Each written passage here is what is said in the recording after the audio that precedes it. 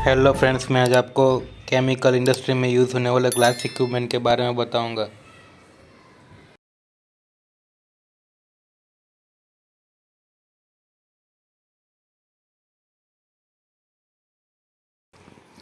जहाँ पे अपने को ग्लास एंड रिएक्टर रहता है और उसके और अपने को प्रोसेस करना है, जैसे कि distillation process, fractional process, reaction distillation process. तो उसमें क्या है कि ग्लास एंड रिएक्टर के ऊपर ग्लास की असेंबली लगाई जाती है, जिसकी रिक्वायरमेंट अलग अलग रहती है।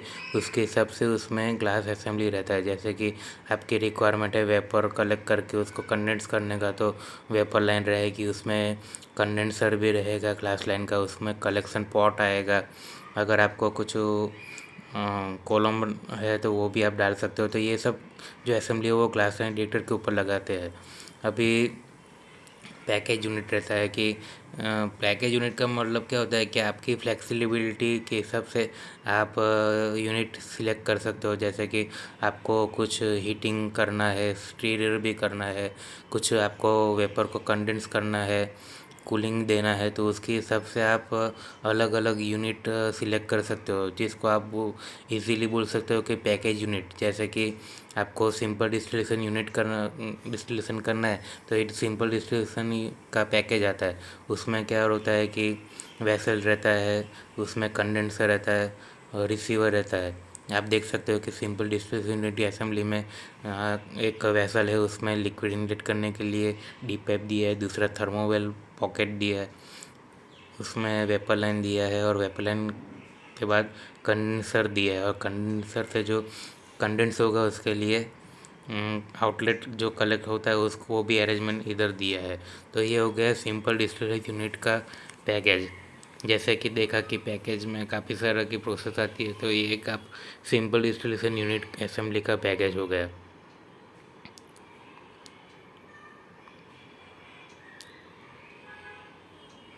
अभी है रिएक्शन यूनिट। रिएक्शन यूनिट में भी जो ये यूनिट है वो यूज़ होता है reaction under stirrer condition and with provision for simple reflux distillation. तो जो ये जो प्रोसेस के लिए ये पैकेज यूज़ होता है, उसमें भी रिएक्शन वेसल माउंटेड होता है। उसके ऊपर मोटर रहता है, मोटर ड्रिवन स्टरर रहता है, और रिफ्लक्स और कंडेंसेशन के लिए अरेंजमेंट रहता है, और प्रोडक्ट के लिए सब कूलर भी रहता है। अभी ये जो है वो अलग अलग डिफरेंट डिफरेंट साइज़ में मिलते हैं, जैसे कि 20, 50, 100, 200, 300, 500 आपकी रिक्वायरमेंट के हिसाब से अलग अलग कैपेसिटी में मिलते हैं। आप देख सकते हो कि यहाँ पे जो बात हुई उसके हिसाब से मोटर ड्रिवन ग्लास का स्टरर है, बाद में वो कंडेंसर है, कंडेंसर के बाद प्रोडक्ट कूलर है। प्रोडक्ट कूलर में और कंडेंसर में अलग अलग यूटिलिटी यूज़ करते हैं। जो उसका मीडिया रहता है वो अलग रहता है। कंडेंसर में कूलिंग वाटर यूज़ होता है, तो प्रोडक्ट कूलर में चिल ब्राइन यूज़ होता है। तो उसकी वजह से हमको प्रोडक्ट मिलता है, और ये पूरा असेंबली ग्लास का रहता है।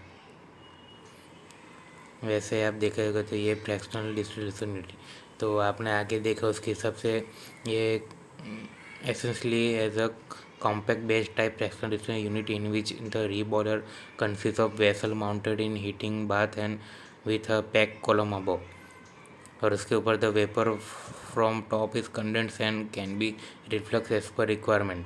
तो उसमें ये रीबॉयलर का एक ऐड हुआ है। इसमें रीबॉयलर रहता है, उसके ऊपर जो अपना वेसल रहता है वो माउंट रहता है, और उसमें पैक कॉलम रहता है। आगे आपने देखा कि उसमें पैक कॉलम नहीं था और रीबॉयलर नहीं था, इसमें आपको पैक कॉलम भी मिलता है और रीबॉयलर मिलता है। तो आप ये देख सकते हो कि फ्रैक्शनल डिस्टिलेशन यूनिट का असेंबली है, उसमें भी कंडेंसर है, वैक्यूम का प्रोविज़न है, पैक कॉलम है। अच्छा, अभी ये पैक कॉलम में क्या रहता है कि ये पूरा असेंबली ग्लास का है, तो उसमें ग्लास का ही फोल्डिंग रहता है। आपने देखा होगा एसएस का कॉलम में या तो दूसरे कॉलम में एसएस की फोल्डिंग रहती है, या तो पीटीएपी की फोल्डिंग रहती है, इसमें ग्लास की फोल्डिंग रहेगी। इसमें दो रिसीवर दिखाया हुआ है।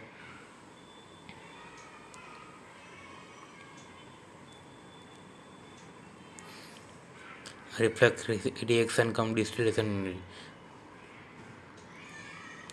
तो this is versatile unit and can be used as a reaction distillation unit, fractional distillation unit और अ combination of both। मतलब कि ये reaction distillation unit and fractional distillation unit का कॉम्बिनेशन है। जो जो फीचर्स आपने रिएक्शन डिस्टिलेशन यूनिट और फ्रैक्शनल डिस्टिलेशन यूनिट में देखे हैं वो आपको एक ही रिफ्लक्स रिएक्शन कम डिस्टिलेशन यूनिट पैकेज में मिल जाएगा। आपको अलग अलग साइज में मिल जाएगा और ये सूटेबल रहता है operation under atmospheric pressure and full vacuum में डिज़ाइन किया रहता है। आप देख सकते हो कि जो रिफ्लक्स डिस्टिलेशन रिफ्लक्स रिएक्शन कम डिस्टिलेशन यूनिट है जो हमने आगे देखा उसके हिसाब से एक कंबाइंड पैकेज है। उसमें कॉलम भी आ गया, उसमें रीबॉयलर भी आ गया और जो जो कॉम्बिनेशन रहता है वो सब आ गया है।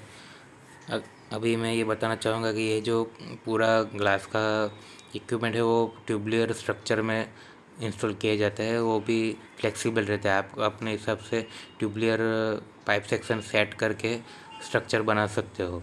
वो बहुत इजी रहता है और फ्लेक्सिबल रहता है। उसके बाद लिक्विड लिक्विड एक्सट्रैक्शन यूनिट। तो आपको liquid extraction sometime call as a solvent extraction, आपको सॉल्वेंट का एक्सट्रैक्शन करना है, सेपरेशन करने का है, उसके लिए ये पैकेज यूज़ होता है। सॉलिड लिक्विड एक्सट्रैक्शन यूनिट, काफ़ी प्रोसेस में क्या है सॉलिड भी रहता है और लिक्विड रहता है, तो उसको आप ग्लास में देख के इजीली एक्सट्रैक्ट कर सकते हो, तो इसके लिए ये पैकेज यूज़ होता है।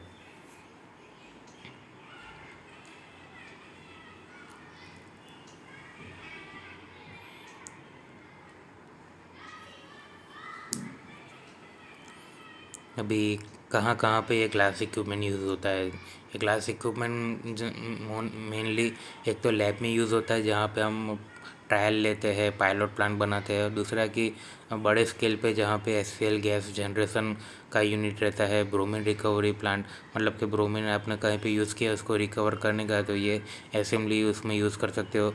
एचसीएल गैस एब्सॉर्बर और सल्फ्यूरिक एसिड डाइल्यूशन प्लांट, ये सब जो प्रोसेस है और काफ़ी और दूसरी भी प्रोसेस होती है उसमें ये ग्लास असेंबली यूज़ होता है। अभी ग्लास की प्रॉपर्टी क्या है कि जो ग्लास रहता है वो उसका एक्सपांसन बहुत ही कम होता है। इसके लिए ये जहाँ पे थर्मल शॉक और वो क्या है ग्लास की प्रॉपर्टी क्या है कि जो थर्मल शॉक है उसको विथस्टैंड कर सकता है और मैक्सिमम प्रेशर और ऑपरेटिंग टेम्परेचर में भी ये काम करता है। दूसरा कि स्मूथ नॉन पोरस सरफेस रहता है, ट्रांसपेरेंसी रहता है, तो आप इजीली देख सकते हो, नॉन फ्लेमेबिलिटी रहता है। तो इसकी ये प्रॉपर्टी उसकी वजह से ये ग्लास का असेंबली काफ़ी जगह पे यूज़ होता है। ये यहाँ पे बोरोसिलिकेट ग्लास 3.3 यूज़ होता है। काफ़ी तरह के अलग अलग ग्लास रहते हैं लेकिन बोरोसिलिकेट ग्लास की प्रॉपर्टी जो अलग है उसके हिसाब से बोरोसिलिकेट 3.3 ग्लास यूज़ होता है। आप देख सकते हो कि ये ग्लास का असेंबली है उसको जो मैंने बोला कि ट्यूबुलर सपोर्ट रहता है, फ्रेम रहता है, उसके ऊपर इंस्टॉल किया है। आप अपनी हाइट और उसके हिसाब से ये सब सेट कर सकते हो।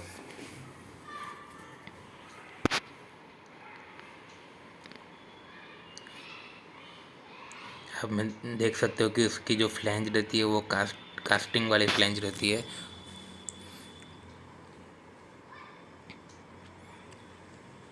और आप फ्लैंज इजीली रिमूव कर सको इसके लिए यहाँ पे ग्लैंड जैसा रहता है, जो ग्लैंड निकाल के आप फ्लैंज इंसर्ट कर सकते हो ग्लास इक्विपमेंट में। और उसमें जो वाल रहता है वो भी ग्लास का वाल रहता है, उसका जो अपना अंदर का सीलिंग रहता है वो पीटीएपी का रहता है। आप देख सकते हो कि ये छोटा यूनिट है जो पूरे फ्रेम पे खड़ा किया है।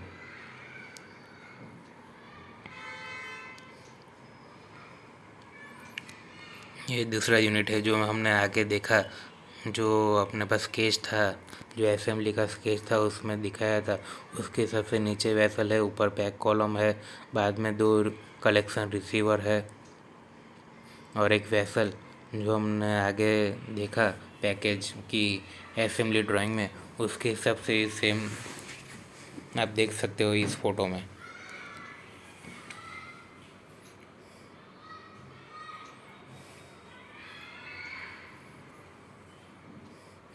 इसमें काफ़ी जगह पे बेलो भी लगाया जाता है कि ताकि ये वाइब्रेशन ना आए तो ग्लास डैमेज ना हो जाए। जहाँ जहाँ पे कनेक्शन रहता है वहाँ पे बेलो रहेगा। आप देख सकते हो ये shell and tube type glass condenser है, उसका सेल भी ग्लास का रहता है और उसकी जो ट्यूब रहती है वो भी ग्लास की रहती है। अगर आपको ये सेल एंड ट्यूब का वीडियो देखना है ग्लास कंडेंसर का रिपेयरिंग का, तो मेरे चैनल में वीडियो अपलोड ऑलरेडी किया हुआ है, तो आप वहाँ जाके shell and tube type glass condenser को कैसे रिपेयर किया जाता है वो आप देख सकते हो।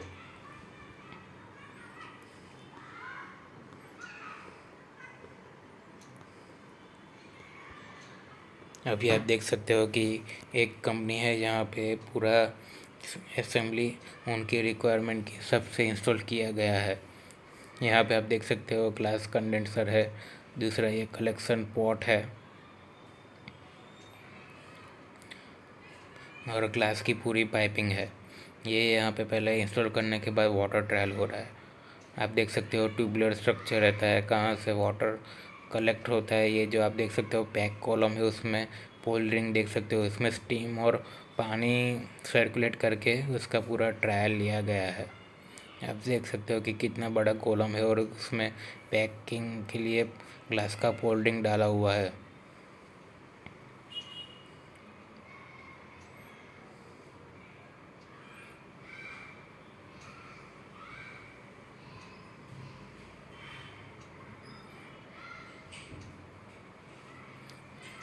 आप अपनी रिक्वायरमेंट के हिसाब से वेंडर को बताओगे प्रोसेस, तो वो उस आपको सजेस्ट करेगा कि ये इक्विपमेंट डालने से आपका प्रोसेस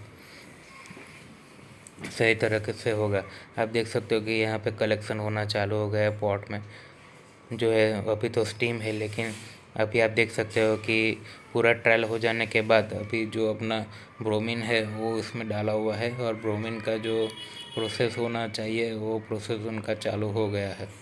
आप देख सकते हो कि ब्रोमीन कैसे कलेक्ट होके नीचे जा रहा है, वो अलग अलग स्पेसिफिक ग्रेविटी के हिसाब से डाइवर्ट होता रहेगा। और क्लास असेंबली में क्या है कि आप इजीली मॉनिटराइज कर सकते हो, आपको प्रोसेस पूरी ट्रांसपेरेंसी से दिखेगी, तो कोई भी प्रॉब्लम होगा तो आपको पता चल जाएगा। और इसका प्रॉपर्टी ऐसा है कि वो हाई टेम्परेचर और प्रेशर पे भी सूटेबल है और उसमें एक्सपेंशन नहीं होता ज़्यादा, इसलिए ये ग्लास काफ़ी सस्टेन है इस तरह की प्रोसेस के लिए।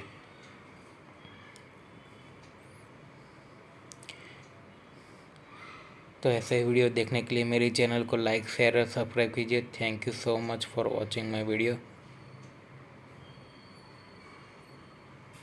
मिलते हैं एक नए वीडियो के साथ। Thank you.